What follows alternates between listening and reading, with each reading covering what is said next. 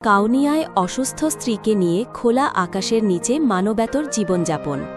অভাবের তাড়নায় ভিটেমাটি বিক্রি করে প্রায় ১০ বছর আগে কাজের সন্ধানে ঢাকায় পাড়ি জমান তপন চন্দ্র বর্মন।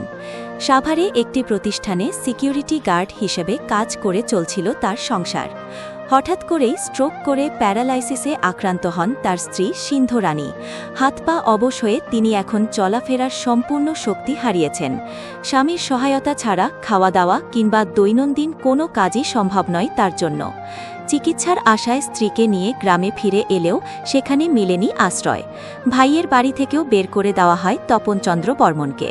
বর্তমানে কাউনিয়ার তালুক শাহবাজ গ্রামে প্রতিবেশীর বাগানে খোলা আকাশের নিচে পলিথিন টানিয়ে স্ত্রীকে নিয়ে মানবেতর জীবন কাটাচ্ছেন তিনি। আয় নেই, বন্ধ হয়ে গেছে চিকিৎসা। প্রতিবেশীদের দেওয়া খাবারেই চলছে তাদের দিন। এ অবস্থায় স্ত্রী চিকিৎসা ও মাথা গোজার একটি ঘরের জন্য সমাজের দানশীল ব্যক্তি ও সরকারের সহায়তা কামনা করেছেন অসহায় এই পরিবারটি।